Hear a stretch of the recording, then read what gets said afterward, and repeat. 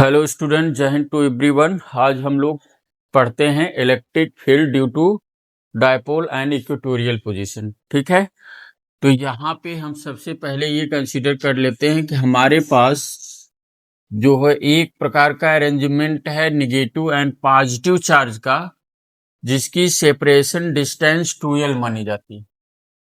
कितनी भाई? Separation distance इसकी कितनी मानी जाती है? 2l।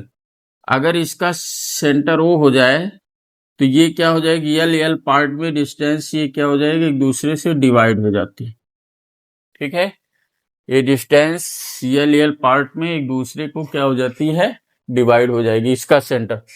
अब इसका जो इक्वेटोरियल जो है लाइन है, ये आपकी इक्वेटोरियल लाइन कहलाएगी।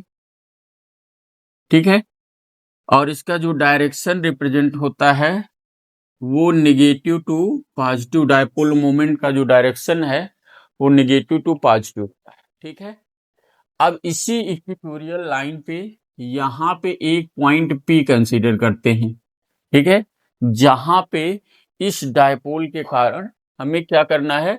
इलेक्ट्रिक फील्ड निकालनी है। ठीक है, तो क्या होगा कि अगर इस पॉइंट P से, देखिए इस पॉइंट P से हम क्या करते हैं, इस चार्ज की वैल्यू देखिए -q कूलम्ब चार्ज से वैल्यू मिला दें, और इसी पॉइंट से इसका देखिए पॉजिटिव चार्ज से इसकी वैल्यू को मिला दिया। तो यहाँ मिड पॉइंट से है, तो जितना एंगल यहाँ बनाएगा, अगर ये थीटा बनाए तो ये भी एंगल आपका कितना होगा भाई? थीटा ही होगा। अब यहाँ पे रख दो एक टेस्ट चार्ज, इमेजिन कर लेते हैं यहाँ पे एक टेस्ट चार्ज है, इसके इसलिए क्योंकि इलेक्ट्रिक फील्ड का डायरेक्शन इससे रिप्रेजेंट होगा। तो जब ऐसा मान लिया तो इस +q कूलम्ब चार्ज के कारण इधर रिपल्शन फोर्स होगा, जिधर फोर्स का डायरेक्शन होगा उधर यहाँ इलेक्ट्रिक फील्ड का डायरेक्शन ले लिए E1 वेक्टर, और यह टेस्ट चार्ज इस -q कूलम्ब के चार्ज के कारण इधर अट्रैक्ट होगा, तो इधर अट्रैक्शन यानी E2 वेक्टर हो जाएगा। ठीक है, ये हो जाएगा E2 वेक्टर।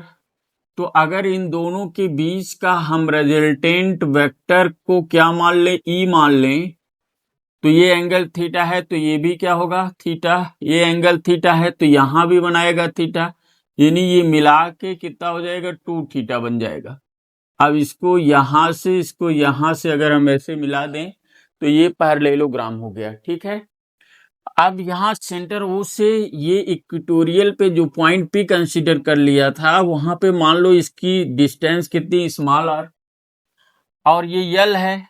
यहाँ ऑलरेडी देखिए ये इसके 90 डिग्री बना ही रहा है, तो ये अगर L है, ये R है, तो इसके जस्ट सामने हाइपोटेनियस होगा और फार्मूला लग जाएगा r² + L² हो जाएगा। ठीक है, ये स्मॉल r है, r² प्लस क्या हो जाएगा भाई? L²। अब यहाँ पे ये L है, ये R है, तो ये भी डिस्टेंस आपकी सेम हो जाएगा r² + L² का। अब यहाँ दोनों चार्ज के कारण इस पॉइंट P पे इलेक्ट्रिक फील्ड होगा। एक फील्ड का डायरेक्शन इधर हो गया, दूसरे फील्ड का डायरेक्शन इधर हो गया, और दोनों का रिजल्टेंट E बता रहा है। तो electric field due to +q coulomb charge. ठीक है, इसके कारण अगर हम फील्ड निकालें, फार्मूला हमारा होता है E1 = kq/r²। Electric field due two point charge का फार्मूला E1 = kq/r²। लेकिन यहाँ पे इस चार्ज के बीच की जो डिस्टेंस है, यानी पॉइंट P और इस पॉइंट, यहाँ A मान लें, यहाँ B मान लें, तो इसके बीच की डिस्टेंस जो है वो कितना है? r² + L²। ठीक है, यहाँ टेस्ट चार्ज को हमने लिया था, इमेजिन किया था फील्ड के डायरेक्शन को रिप्रेजेंट करने के लिए। तो अब क्या होगा? इसकी डिस्टेंस क्या है? रूट में r², ये हो जाएगा आपका r² + L² का होल स्क्वायर, और ये B से P की तरफ, डायरेक्शन इसका B से किस तरफ हो गया? P की तरफ। ठीक है, तो अब ये वैल्यू आपकी आ जाएगी क्या? E1 = kq, इसका स्क्वायर अगर हो जाएगा तो r² + L² हो जाएगा। डायरेक्शन इसका किधर? B से किस तरफ भाई? P की तरफ हो जाएगा।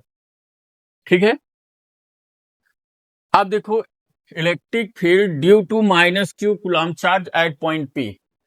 डिस्टेंस सेम है लेकिन डायरेक्शन पी से ए की तरफ हो गया, तो यहाँ E2 इक्वल टू क्या हो जाए, k q upon distance same है, रूट में r square plus L square का स्क्वायर कर दोगे तो ये क्या हो जाएगा, r square plus L square हो जाएगा। अब ये चीजें हो जाएंगी। अब इस पर डायरेक्शन आपका किस तरफ, पी से ए की तरफ हो जाएगा।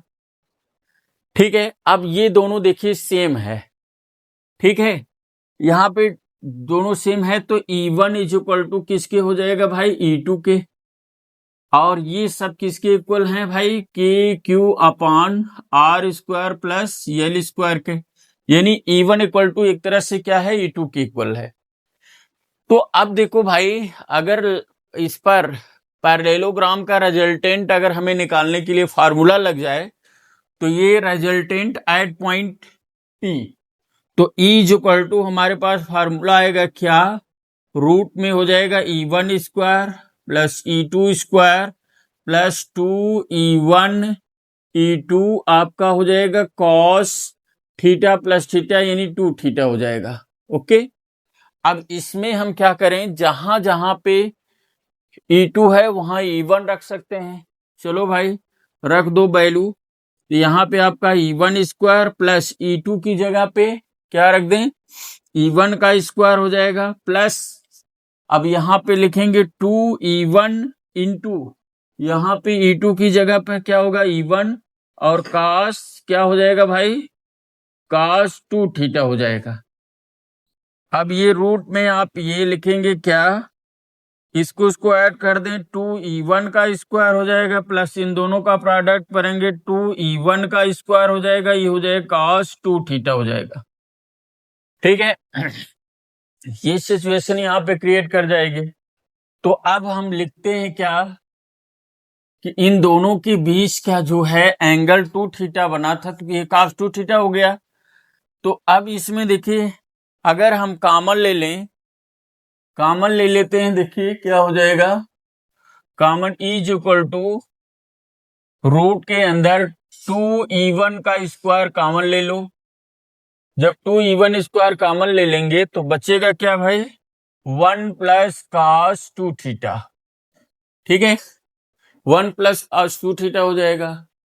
अब यहां पे लिख लो E is equal to root में 2E1 का स्क्वायर 1 प्लस cos 2 थीटा का एक फार्मूला होता है, और cos 2 थीटा का फार्मूला है क्या भाई, 1 को ब्रेक करने के लिए 2 cos स्क्वायर थीटा माइनस 1, तो -1 + 1 कैंसिल हो जाएगा, तो ये बचेगा क्या, रूट के अंदर हमारा आ जाएगा 2E1 का square into 2 cos square theta हो जाएगा, रूट के अंदर इसका 2 2 जा 4 E1 square cos square theta हो जाएगा।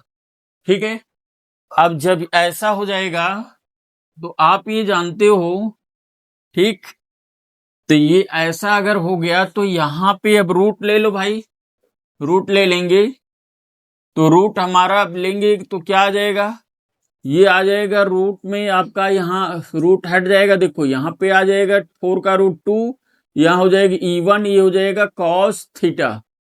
ठीक है, तो E इज इक्वल टू हमारे पास आया 2E1 cos थीटा। अब वैल्यू रख दो भाई, किसकी, E1 की, E1 की वैल्यू हम क्या निकाले थे, E1 is equal to k q upon, यही था रूट में, ये फार्मूला आपका रूट में r square plus L square का होल स्क्वायर करना था, रूट में r square plus L square का होल स्क्वायर कर दो, तो ये चीजें अब हट जाएगी, क्या हो जाएगी, के क्यू अपान आ जाएगा कितना, R square plus L square आ जाएगा। ठीक है, अब यहां पे 2E1 की वैल्यू रख दो, के क्यू अपान आ जाएगा ये r square plus L square, और इस फिगर से PAO से अगर हम cos थीटा ले लेंगे तो cos theta is equal to base upon hypotenuse, l upon root में आपका आ जाएगा कितना हो जाएगा, r square plus L square. अब ये वैल्यू हम यहाँ पे क्या हो जाएगा, कॉस थीटा की जगह रख दें तो यल अपॉन रूट में क्या हो जाएगा भाई, r square plus l square. Okay, अगर ऐसा हो गया तो अब यहाँ पे देखो रूट का मतलब होता है 1/2 और इसकी पावर ऑलरेडी होल में 1 है, तो इसको भी ऐड कर लें। तो ऐड करेंगे तो क्या आ जाएगी वैल्यू भाई, जब ऐड करेंगे तो आप लिख सकते हो क्या कि यह इज इक्वल टू हमारे पास आ जाएगा क्या, देखो Q इंटू 2L, ये और ये यल मिला के Q इंटू 2L को हम डायपोल मोमेंट P कहते हैं। तो यहां पे क्या आ जाएगा, के पी अपान, ये देखो इसकी पावर 1 है और रूट का मतलब है, रूट में देखो रूट का मतलब r square plus l square है, इसको हटा के r square plus l square को होल पावर 1/2 लिख सकते हैं। तो यहाँ पे अगर 1/2 हो जाएगा तो r square plus l square ये हो जाएगा रूट में ये r square plus l square को होल पावर 1/2, यहाँ 1 है और यहाँ 1/2, 1 इंटू भी है तो पावर ऐड हो जाएगा, 1 में हाफ ऐड कर देंगे तो ये आ जाएगी is equal to k p upon r square plus l square का होल पावर 3/2। अब देखो भाई हमने कहा है यल शॉर्टेस्ट डिस्टेंस, ये equal and opposite charges separated small fix distance to l is called electric dipole.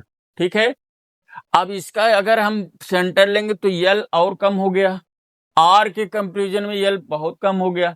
लेकिन जब स्क्वायर करेंगे, जैसे मान लो कि आर अगर आपका यल अगर मान लो 0.2 है तो यल स्क्वायर करोगे 0.04 हो जाएगा। ठीक है, मैं कह रहा हूं कि अगर यल की वैल्यू 0.2 है तो यल स्क्वायर करोगे 0.04 हो जाएगा, यानी यल स्क्वायर में और ज्यादा छोटा हो गया। तो इसका मतलब है जब स्क्वायर वैल्यू हो जाती है, एक तो ये स्मॉल है और यल स्क्वायर वैल्यू और कम हो जा रही है, तो आर स्क्वायर का जब यल स्क्वायर के साथ कंपैरिजन करेंगे तो वो यल स्क्वायर को नेग्लेजिबल मान लेंगे। ठीक है, जो आप ऐसे कुछ लिखते हैं कि क्या हो जाता है। ठीक है, तो ऐसी सिचुएशन हमारे पास ये आती है क्या कि आर स्क्वायर बहुत ज्यादा अधिक है यल स्क्वायर से, इसलिए यल स्क्वायर को क्या मान लेंगे, नेग्लेजिबल। तो ये आएगा क्या, is equal to k p upon r square का होल पावर 3/2। अब 2 से 2 कैंसिल हो जाएगा, इज इक्वल टू आ जाएगा के पी अपान आर क्यूब आ जाएगा। ठीक है, ये आपका इक्वेटोरियल में इतना आ जाएगा न्यूटन पर कूलम। ठीक है, आज इतना ही।